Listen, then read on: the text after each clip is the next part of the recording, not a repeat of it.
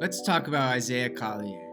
So, Isaiah Collier was a freshman guard, number one recruit for USC this past season, and the Trojans were not good. Let's say that right off the bat. A lot of people watched a lot of their games because of not only Isaiah Collier, but obviously Bronny James, and they had like 4 point guards and 4 centers and not a lot in between, so the team just didn't fit. And so I think you have to kind of evaluate Isaiah Collier with a little bit of a grain of salt, with that fact just being mentioned. And so how did he do as a freshman with those circumstances? Well, he averaged 16 points per game, 3 rebounds, a little over 4 assists, and he shot 49% from the field, pretty decent, 34% from 3, and 67% from the free throw line. So right off the bat, the free throw line number kind of jumps out at you as this could be a problem moving forward, because as a guard who's shooting below 70% from the free throw line, number one, I have questions about the 34% from 3. Is that even sustainable? And that's not a great number. And number two, is a guy who makes a lot of his strengths are really based off his burst and ability to get to the basket. If you're shooting under 70% from the free throw line, you can't even take advantage of a lot of the free points that you're going to get, because Isaiah Collier is a downhill bully guard who has tremendous strength for a guy coming in at 6'5", 210, tremendous size for the position, maybe 6'4". Either way, I think he is a guy who immediately can deal with NBA physicality, and that's going to give him a leg up on a lot of other guys, younger guys who are entering the draft. He's a little bit older for a freshman, at over 19 and a half by the time the draft takes place. And I would say also, the one thing I gotta say about Collier is he got hurt middle part of the season, let's say, and when he came back, he was much better.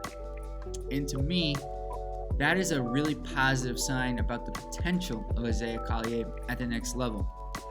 So, what do I mean by that? Well, for one of his negatives, especially in the beginning part of the season, was he turned the ball over just way too much. And he was just trying to do too many things, and he was just constantly going at like 100 miles an hour. And I think him missing games and sitting down and watching really helped him, because when he came back, his turnovers went from 3.3 to 2.5, which is still a little high, but he had the ball a lot, and he's a freshman, so it's just a more reasonable number to work from, and showed me clear improvement. He also was able to play at different speeds, and he wasn't going at 100 every time, and that made a big difference, because it allowed him to set up defenders and use his burst an even greater just ability level, because now I'm going half speed, like a lot of the great NBA players right now who maybe aren't quite as athletic as Collier, like a Luka or a Shea, who really use their ability to decelerate. Collier wasn't quite doing that, but he was mixing speeds, and that really helped open up more of his game. And his 3-point shooting, 34% in the free throw numbers, the shot looks good. And so I think if he can continue to work on it, he will improve with his shooting. So let's go over the draft questions, right? So would I draft Isaiah Collier? Maybe. It would really depend on where I was able to get him in the draft. So it's not a great answer, but there's a lot of pluses and minuses with his game. So fit, man, there's a number of teams that could use a guy like him, but I just feel like where he's projected to be drafted, I'm not sure those teams would be picking him. Like the Spurs, for example, I think their second pick, it could make sense to take Collier, but I do think that's a bit high to take him. So then you start looking at some other teams later in the lottery, or even early, like mid first round, like maybe the Miami Heat. They're trying to get a little bit younger. Maybe they look at Collier and see him as a developmental guy, but he doesn't really fit their mold. So while I think there's a number of teams, at the same time, there's also a lot of teams where it doesn't make sense. So it's hard for me to come up with a great fit for Collier.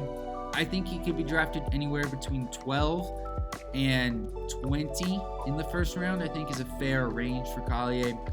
And in terms of a comp, it's hard to say right now.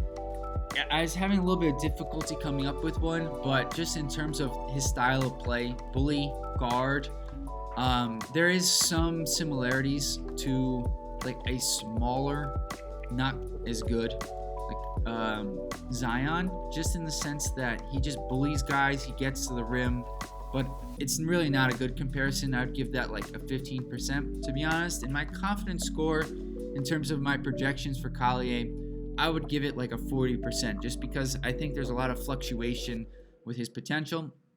And so with that being said, I think he's a guy who could be, a high-level scorer, 20-point per game guy at the NBA level. And he could also be out of the league in 4 or 5 years and just not able to put it together. So there's a wide range for me in my evaluation of Collier. So I'm curious what you guys think of him. Are you a lot higher than him or a lot lower on your evaluations and what you think or what teams you think he could play for? I'm very curious to know. So if you like this video, please give it a like and subscribe to the channel. Until next time, peace.